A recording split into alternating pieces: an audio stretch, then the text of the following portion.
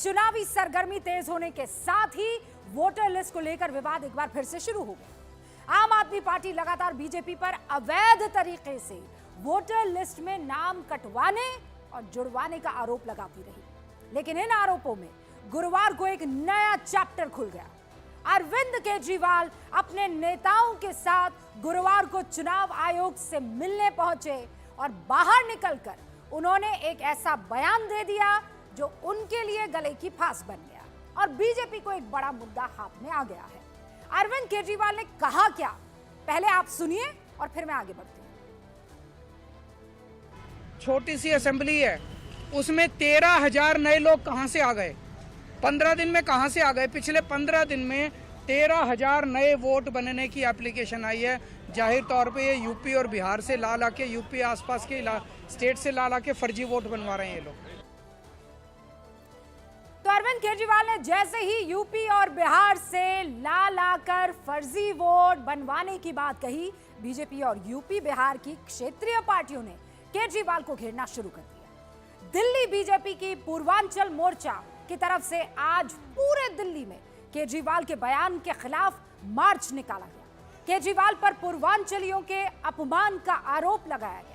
Actually Delhi की सियासत में यूपी बिहार से आकर दिल्ली में बसे वोटर्स का रोल बहुत अहम है, ये समझ लीजिए, जिन्हें पूर्वांचली वोटर्स कहा जाता है यहाँ पर। और आंकड़े क्या है मैं समझा देती हूँ, उससे आपको पूरी की पूरी राजनीति समझ में आ जाएगी, क्यों डर लग रहा है और क्यों इस तरीके से पूर्वांचली वोटर्स पर दोनों तरफ से सियासत हो रही है। दिल्ली में 40 से 42 लाख पूर्वांचली मतदाता हैं। 40 से 42 लाख, यानी दिल्ली के कुल वोटर अगर मैं परसेंटेज में डालने की कोशिश करूं तो हो जाते हैं 24%। दिल्ली में 24% वोटर पूर्वांचल से आते हैं। दिल्ली के करीब 20 सीटों पर हार और जीत का फैसला यही 24% वोटर करता है, यानी पूर्वांचली वोटर करता है। और अगर पूर्वांचली वोटर्स के वोटिंग पैटर्न को आप देखेंगे तो आपको समझ में आ जाएगा खेल हुआ कहां और क्यों। आम आदमी पार्टी 20 की 20 सीटें, ध्यान रखिए, 2015 में 20 की 20 सीटें जीत जाती है। ना कांग्रेस के हाथ में आती है, ना भारतीय जनता पार्टी के हाथ में आती है। फिर आता है साल 2020 में 2 सीटें कम होती है आम आदमी पार्टी की और वो 2 सीटें जाती है भारतीय जनता पार्टी के पास। ये 2020 विधानसभा चुनाव की मैं बात कर रही हूं। और इसीलिए बार बार देखिए, संजय सिंह, याद कीजिए, अपनी पत्नी को बगल में बिठाया था और प्रेस कॉन्फ्रेंस की थी और क्या कहा था कि वोट कटवा दिया है, वोटर लिस्ट से नाम चला गया है। और दूसरी तरफ अब जब यह कहा जा रहा है कि कुछ एडिशंस हुए हैं कथित तौर पर, तो कहा जा रहा है बाहर से आकर और फर्जी वोटर्स ऐड किए जा रहे हैं। इसी पर पूरा खेल शुरू हो गया, यानी विधानसभा चुनावों में पूर्वांचली वोटर्स का झुकाव आम आदमी पार्टी की तरफ रहा है। और इसीलिए केजरीवाल के बयान से सबसे बड़ा नुकसान अगर किसी को होता हुआ दिख रहा है, अगर इन केस होता है, क्योंकि खोने के लिए किसके पास सबसे ज्यादा है? खोने के लिए आम आदमी पार्टी के पास है, क्योंकि 2015 में 20 सीटें थी, 20 में से 20 आम आदमी पार्टी के पास आई और 2020 में वो 20 में से 18 हो गई थी। और इसीलिए ये खेल आपको दिख रहा होगा कितना उरूज पर है।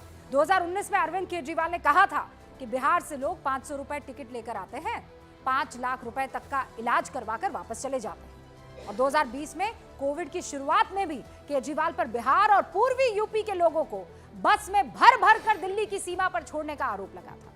बीजेपी इस मामले पे आर पार के मूड में इस वक्त दिखाई दे रही है, लेकिन आज सवाल केजरीवाल से यह भी कि फर्जी वोटरों का मामला उठाने में कोई गलत बात बिल्कुल नहीं है, हमें भी समझ आती है, लेकिन उन्हें उसमें बिहार और यूपी का जिक्र करने की क्या जरूरत है? खुद के पढ़े लिखे नेता कहने वाले, खुद को कहते हैं ना केजरीवाल, ये दावा करते हैं कि वो हर बात सोच समझ कर बोलते हैं। उन्होंने किसी राज्य के लोगों को आरोप के दायरे में कैसे ले लिया? चुनाव आयोग ने प्रेस कॉन्फ्रेंस में साफ कर दिया था कि वोटर लिस्ट बनाने की प्रक्रिया और उसका प्रोसीजर क्या है। फिर भी केजरीवाल उस बात को मुद्दा बनाकर किन चीजों से बचने की कोशिश कर रहे हैं